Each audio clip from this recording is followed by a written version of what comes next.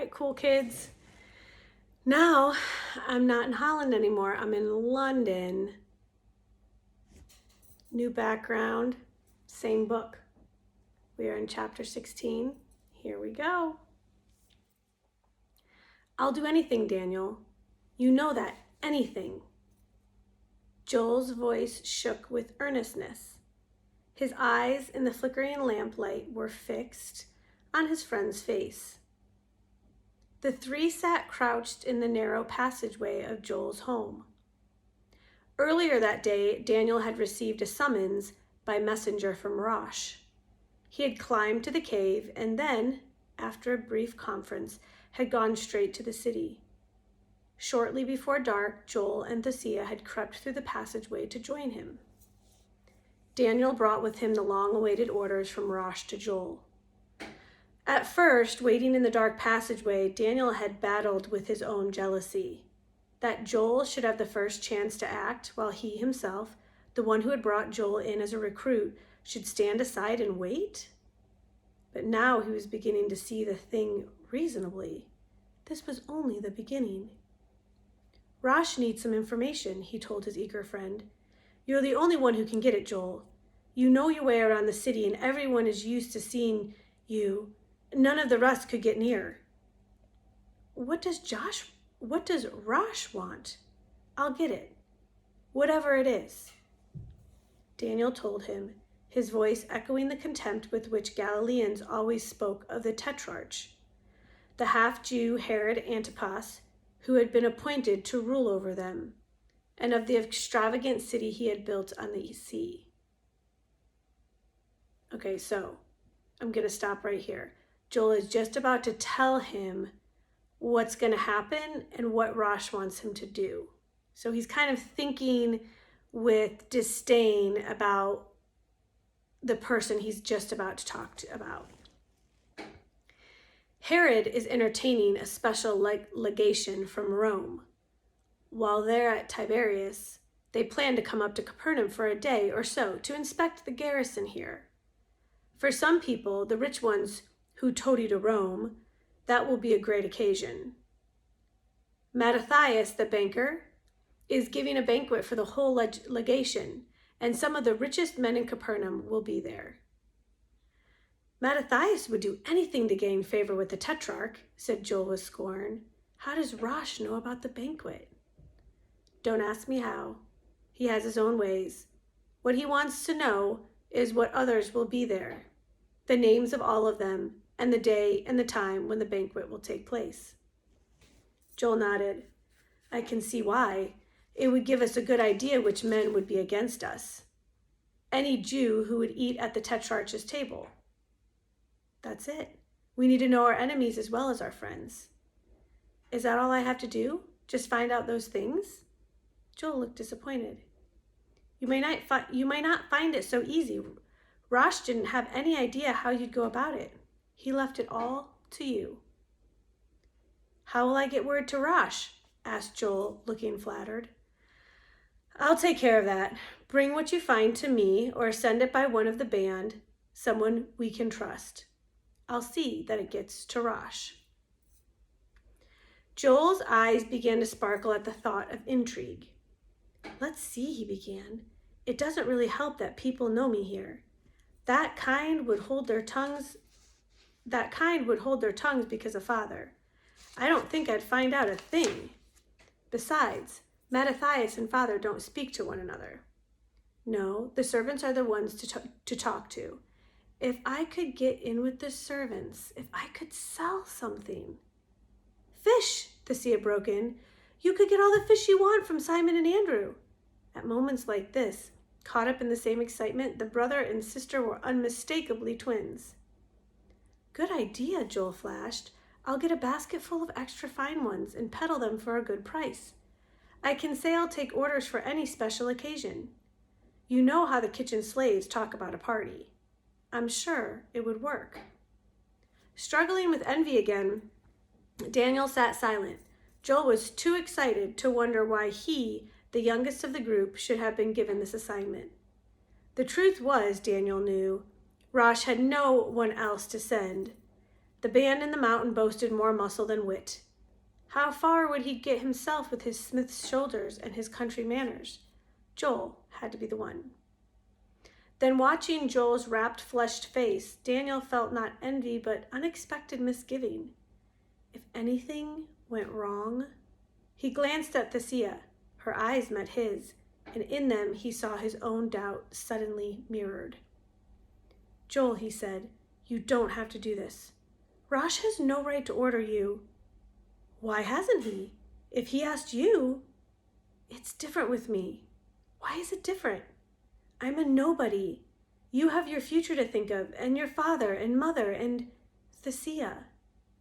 No, said Thessia quickly, not me. I took the oath with you, remember? Only, Daniel, is this a dangerous thing?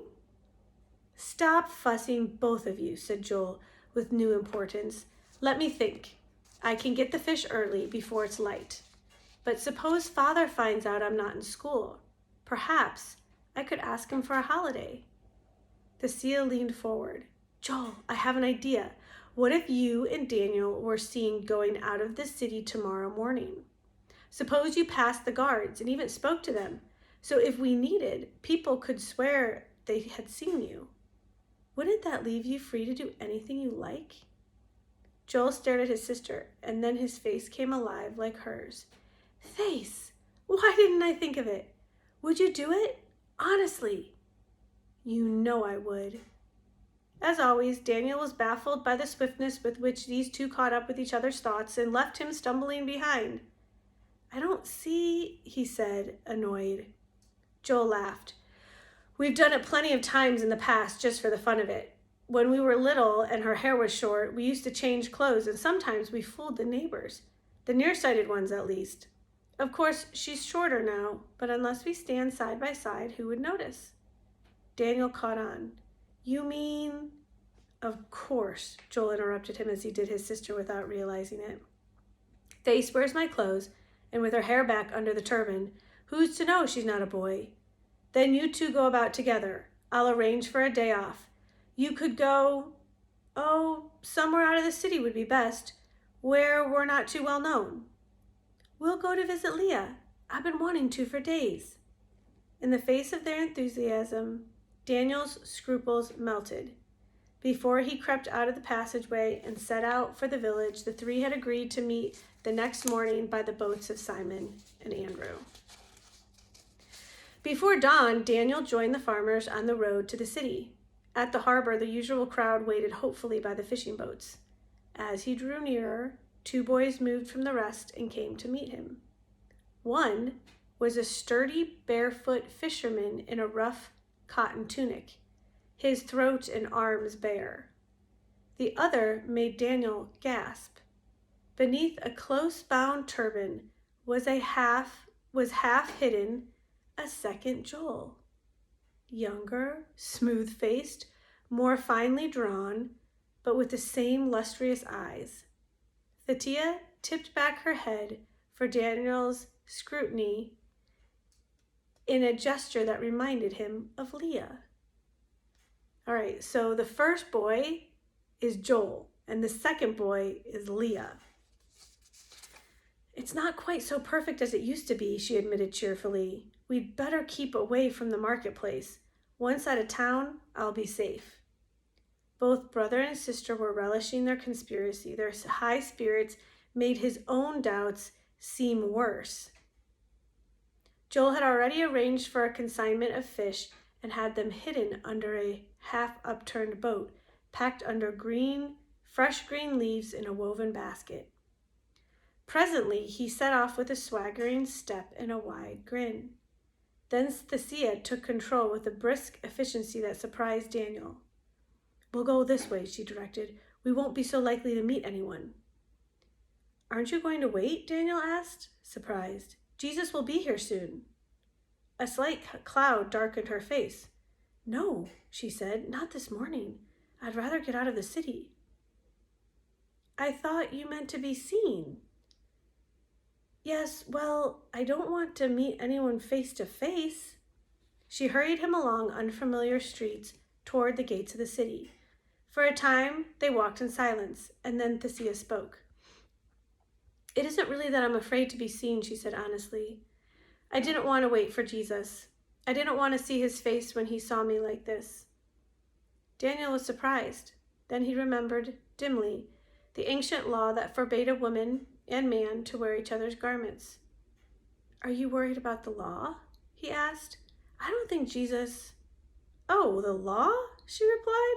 "Joel and I have broken so many laws lately that one more wouldn't matter." She paused, embarrassed, because he must know that any laws she and Joel had broken had to do with their visits to Daniel's house. Then she hurried on. "It's just that I don't want to face Jesus with a lie. I couldn't bear the way his eyes would look at me." "If he understood the reason, he wouldn't blame you." "Yes, I think he would," she said thoughtfully. "I think that for Jesus a lie is impossible, no matter what the reason." "In war, a lie is a weapon," said Daniel. "We have to use what weapons we have. Even Jesus must see that." "I don't think he would see it at all," said Thesia. She walked on a little way, then she spoke again. "Daniel, what makes you and Joel so sure that Jesus means to make war?" "Well, he says that the kingdom is at hand. What else can he mean?" "Did you ever think he might mean that the kingdom will come some other way, without any fighting?" "You mean just wait? Forever? Like your father says?" Thesia's forehead wrinkled in an effort to put her thoughts into words. "Not exactly. You see, Jesus has made me see that we don't need to wait for God to care for us. He does that now. Every one of us. Jesus says that God sees into our hearts and loves us. If everyone understood that, every man and woman, would that rid us of the Romans? Suppose the Romans too could understand." He stopped at the road and stared at her. "Romans? You think God loves the Romans?" Thesia sighed. "That's impossible, I suppose. Then why does he say that we must love our enemies?" "He is talking to men. A girl can't understand these things." He said it rudely and too loudly, because Thesia's words had come close to his own secret doubts. So loudly that two passers-by turned to stare at them, and Thesia lowered her head and hurried her steps. When she spoke again, she changed the subject. "This thing that Joel is doing, is it dangerous? I don't quite understand it. Why does Rosh want those names?" "I don't think it's dangerous," he told her, not quite truthfully. "Joel thinks fast. Don't worry about him." The last part of her question he did not answer. He did not want to admit that he could not see why Rosh wanted the names.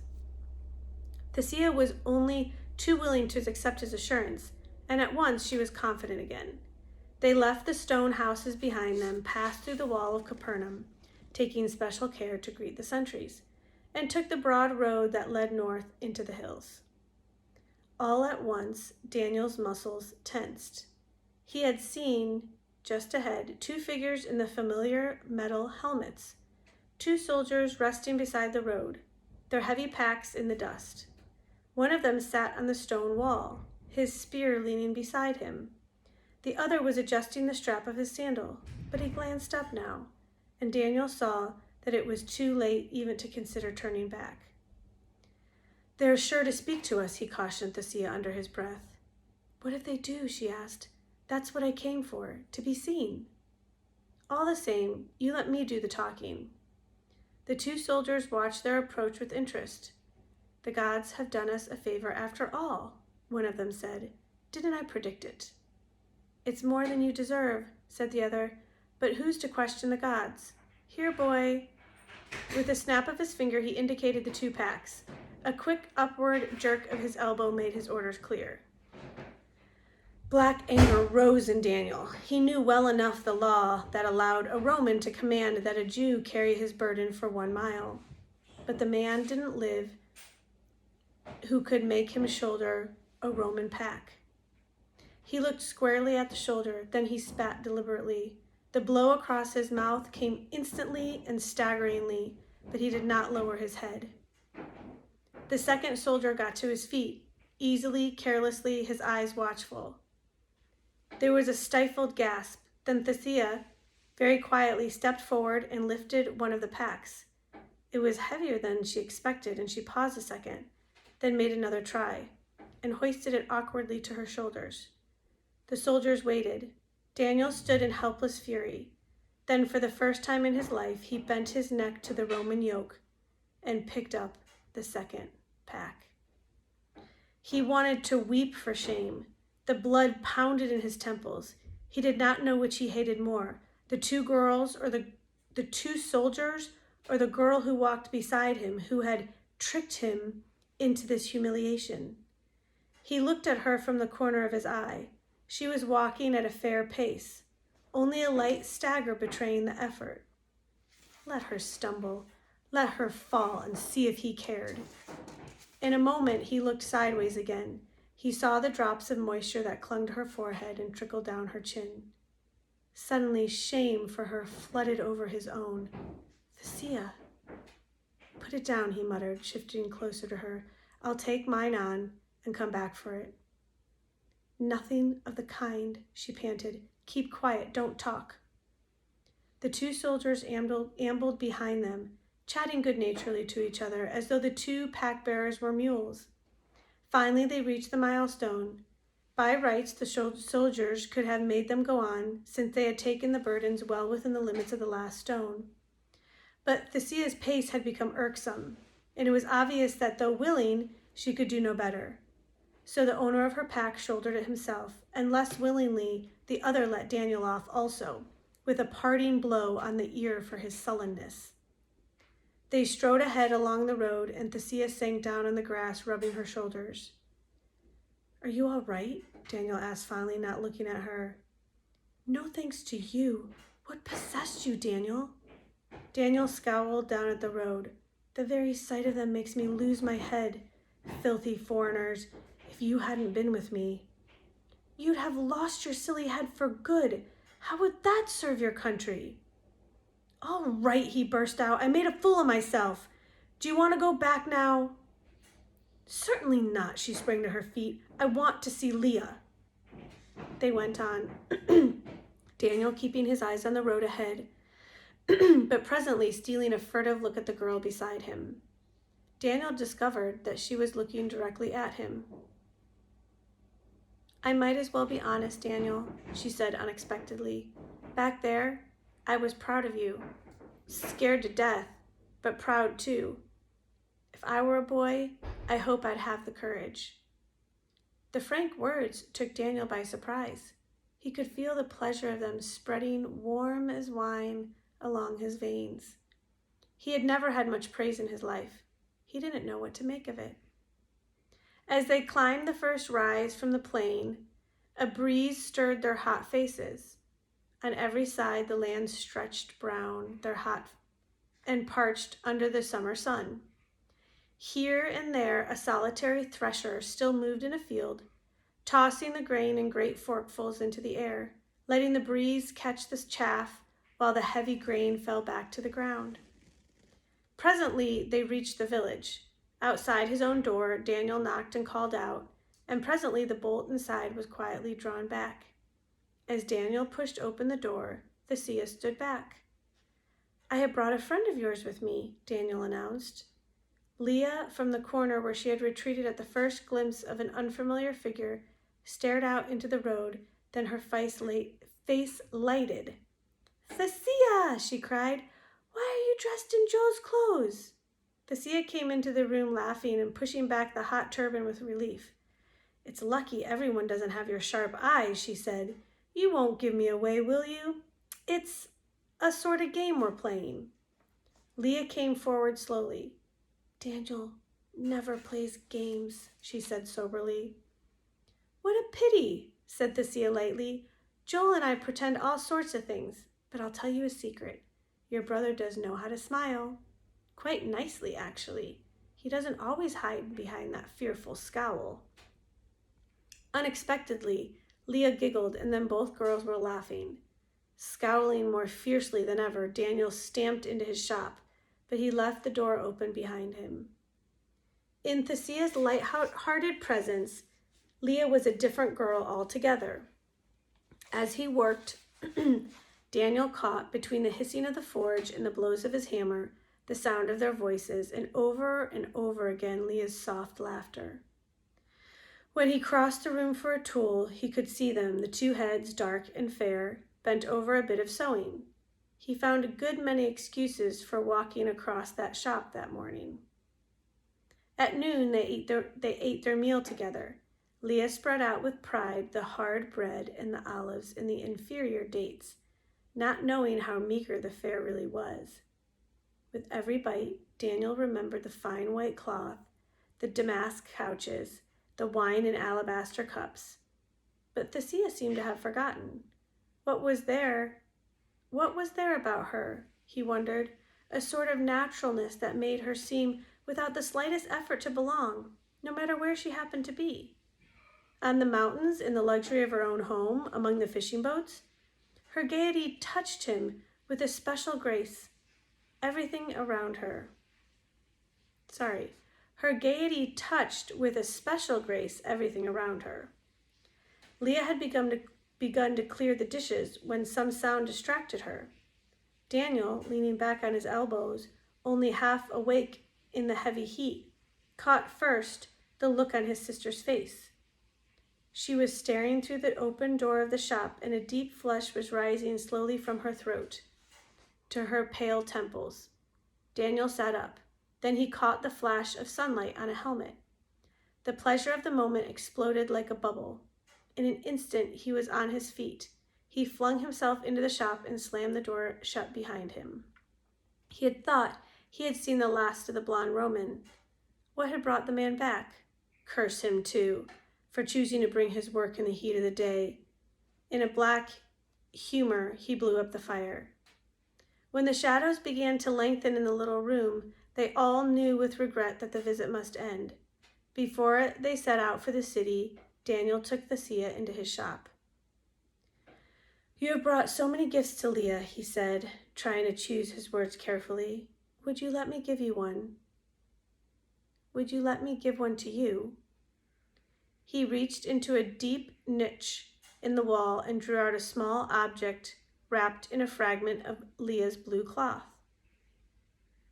Awkwardly, he laid in Thesia's hand the little brooch. "I made it with a bit of scrap," he said. Thesia stood looking down at it. "A bronze bow?" she whispered.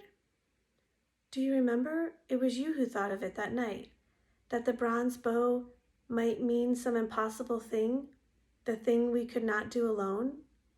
I never forgot it. I didn't know how to say it, but it came to stand for everything we were working for our oath, for the kingdom." He had never seen Thesia before when she could not speak. He would remember as long as he lived the look that sprang into her eyes and was quickly hidden as she bent her head. Then her words came hurrying out. "To think that you made it," she exclaimed, her voice shaky. "Why, you ought to be a silversmith, Daniel. You shouldn't be working with these great chunks of iron." "I'd like to try," he confessed. "Perhaps someday, when we are at peace." It was the first time he had ever voiced his ambition, even to himself. They set out together along the road, Thesia with the turban snugly around her head once more. "Every time I come, Leah has changed," she told him. "It's like watching a flower open very slowly. From week to week, I can hardly wait to see how it has opened since I saw her last." "It is due to you," Daniel told her humbly. "She has never had a friend before. After you leave, I see her trying to do things the way you do them." Thesia smiled at him. "Little things," she said. "Her hair and the way she folds her veil." "That's not what I mean." "She does almost all the work in the house now," he went on. "But there are days when she goes back." He was grateful for a chance to speak of this to someone. "Days when she doesn't pay any attention. It's hard for me to pay Excuse me. It's hard for me to have patience enough. Thessia smiled again. No one would ever take you for a patient man, she said. But do you think Joel and I do not know what you have done for Leah? Daniel's gratitude went out to her. He would like to think that he had done something to make up for those years. She is so lovely, Thessia went on thoughtfully. I can't believe there are really any demons in her. Have you ever asked a physician? The one in the village said there was no cure for her. Once there was a man traveling through the country who had magic power to heal, and my grandmother paid him to look at Leah. He could not do anything either. He said that the demons that make a person afraid are the hardest to cast out. He said something queer.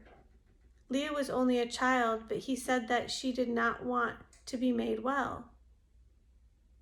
Thessia was silent for a moment. I have heard Jesus say something like that when people ask him to cure them. Once there was a lame man on a litter. Jesus bent over him and looked right into his face and asked him, Do you want to be whole? It seemed such a weird question. Why would anyone want to stay crippled? Daniel hesitated.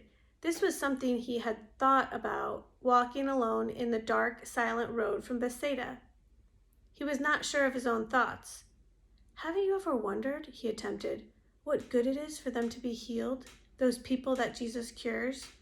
They're happy at first, but what happens to them after that?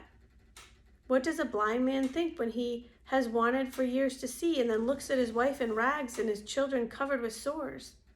The lame man you saw, is he grateful now? Is it worth it to get on his feet and spend the rest of his life dragging burdens like a mule? I never thought of it that way, said Thessia, her eyes clouding. Is that why, do you think, that so many of them aren't cured? The thought was troubling to them both. They walked on in uncertain silence. Then Thessia's naturally happy spirits reasserted themselves. Have you thought, Daniel, of taking Leah to Jesus? Yes, I've thought of it, but I don't see how I could get her to Capernaum without frightening her to death. She asked once if Jesus would ever come to our village, but I don't suppose she would really have the courage.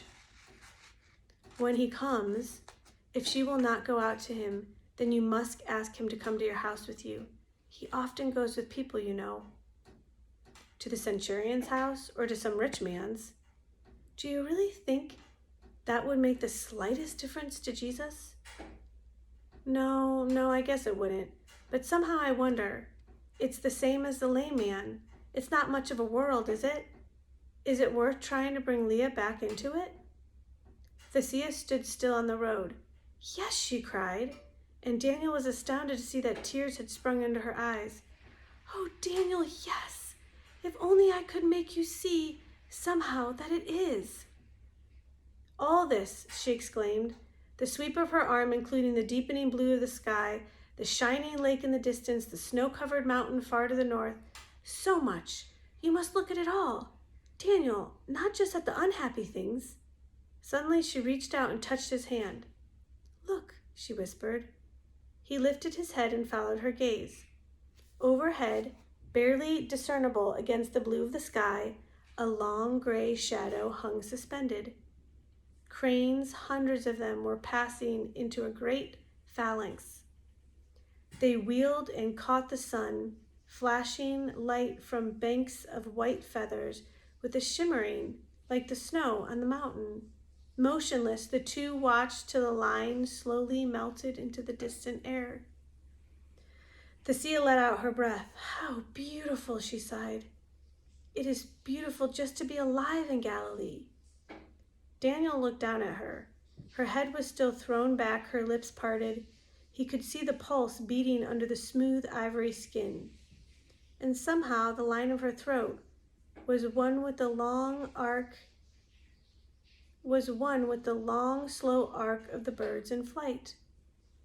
She was aware all at once of his look, and then that their hands were joined. Red surged up into the smooth cheeks, and she drew away her hand. For a moment, neither of them moved. and then they both began to hurry, almost to run. At the junction of the road, they passed 2 more Roman sentries, but this time the men did not speak or even take notice of the 2 dusty boys. For once, Daniel felt almost grateful to a Roman. Tonight, he could not have borne to watch the Leah shoulder a pack. That concludes Chapter 16 of The Bronze Bow. Tune in next time.